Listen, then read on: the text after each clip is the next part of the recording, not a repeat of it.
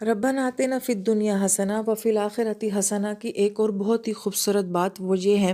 کہ یہ دعا ہمیں کس وقت میں مانگنے کا زیادہ حکم دیا گیا ہے۔ تو ہمارے نبی علیہ السلام فرماتے ہیں کہ جب تم حج کرو اور تب تم طواف کرو تو اس وقت میں کثرت سے اس دعا کو مانگا کرو۔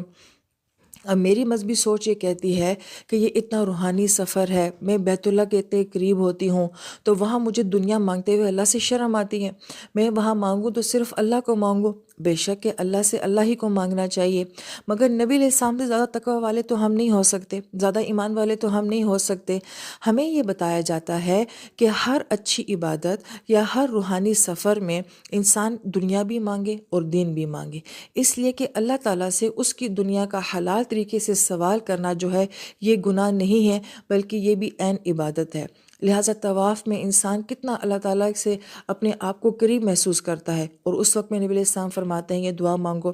اور شرعی لحاظ سے یہ کہا گیا ہے کہ اگر کوئی انسان حج کرنے کے لیے جاتا ہے اور اگر ساتھ ساتھ وہ تجارت بھی کرتا ہے تو اس میں کوئی قباحت والی بات نہیں ہے۔ پہلے لوگ تو ہیں وہ بہت دور دراز سے سفر کر کے آتے تھے، بہت مشقت سے، تو اگر ظاہری بات ہے ان کو وہاں پہ شاپنگ کرنی ہوتی تھی، چیزیں لینی ہوتی تھیں اور واپس گھر لے جانی ہوتی تھیں، تو اللہ تعالیٰ نے تو نہیں منع کیا کہ بھئی تم یہاں پہ میرے لیے آئے ہو یا یہاں پہ تم تجارت کرنے کے لیے آئے ہو۔ ہاں، جو صرف تجارت کی غرض سے آتا ہے اور پھر کہتا ہے کہ ساتھ ساتھ میں حج کر لو، تو اس نے اس گھر کی قدر نہیں کی، اس نے اس گھر کے مقام کو نہیں پہچانا۔ لیکن جو صرف اللہ پاک کی خاطر آتا ہے اور پھر ساتھ اگر وہ اپنی فیملی کو کوئی فائدہ دینا چاہتا ہے تو اس میں کوئی حرج اور قباحت نہیں رکھی۔ لہٰذا ہمارے اس عقیدے کی اصلاح ہوتی ہے کہ ہم اپنی عبادت سے کوئی دنیا کا فائدہ نہیں اٹھا سکتے، تو ایسا نہیں ہے۔ یہی وجہ ہے کہ جب ہم رمضان گزارتے ہیں تو رمضان شریف کے جو احکام ہم سورہ بقرہ میں پڑھتے ہیں تو اس میں مرد اور عورت کے تعلقات کو جائز کہا ہے، بلکہ بعض مفسرین کرام نے تو اولا کہا ہے کہ رمضان شریف میں میاں بیوی کو ایک دوسرے کے زیادہ کلوز ہونا چاہیے، کہ اس روحانی سفر میں اگر ہم اپنی فیملی پلاننگ کرتے ہیں تو یہ زیادہ اچھی بات ہے، تو اس میں کوئی قباحت کی بات نہیں کہی گئی ہے۔ لہٰذا اس دعا کا کانسیپٹ ہی یہی ہے کہ دونوں دنیاؤں کو آپس میں لنک رکھنا چاہیے، دونوں دنیاؤں کو ساتھ لے کر چلنا چاہیے۔ اور بڑی پیاری بات مفسرین کرام یہ فرماتے ہیں، ہماری اگلی دنیا جو ہے وہ اسی دنیا کے اوپر منحصر ہوتی ہے۔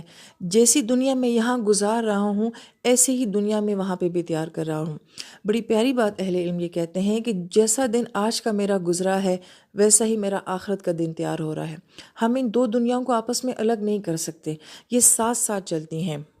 اور کوئی مذہب، کوئی عقیدہ جو ہے اتنی فطرت کی بات نہیں کرتا جتنی فطرت کی بات دین اسلام کرتا ہے۔ لہٰذا ہم اس لیے کہتے ہیں کہ اسلام جو ہے وہ فطری دین ہے، کیونکہ ہماری نیچر میں جو بات شامل ہے اسلام ہمیں وہی کہتا ہے۔ لہٰذا انسان کی فطرت کیا ہے، وہ اس دنیا کے بغیر نہیں رہ سکتا، اس میں جینا ہے، لہٰذا اسی دنیا میں رہ کے ہم نے آخرت کی دنیا کو بنانا ہوتا ہے۔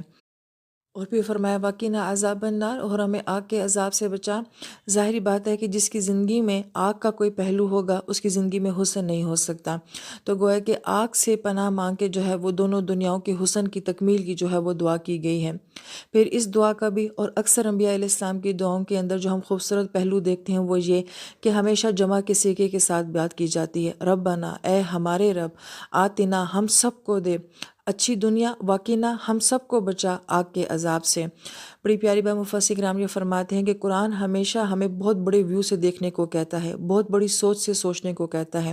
انبیاء کی دعاؤں میں بہت وسعت ہوتی ہے، وہ نسلوں کے لیے بلکہ قیامت تک آنے والی نسلوں کے لیے دعائیں مانگا کرتے ہیں، اور اس میں ہمیں بھی یہ سوچ دی جاتی ہے کہ اس دعا کو مانگنے والا یہ سوچے کہ میں نے تنگ دل ہو کے نہیں مانگنا، چھوٹی سوچ کے ساتھ نہیں مانگنا، چھوٹے پس منظر کے ساتھ نہیں مانگنا، بڑی سوچ کے ساتھ مانگنا ہے کہ مالک جیسی دنیا میں اپنے لیے چاہتی ہوں، جیسی آخرت میں اپنے لیے چاہتی ہوں، ویسے ہی میں سب مسلمانوں کے لیے چاہتی ہوں۔ اور وہ دعا زیادہ قبول ہوتی ہے جس میں کل امت کے لیے مانگا جاتا ہے۔ تو اللہ تعالی ہمیں کل امت کے لیے مانگنے والا بنائے، آمین یا رب العالمین۔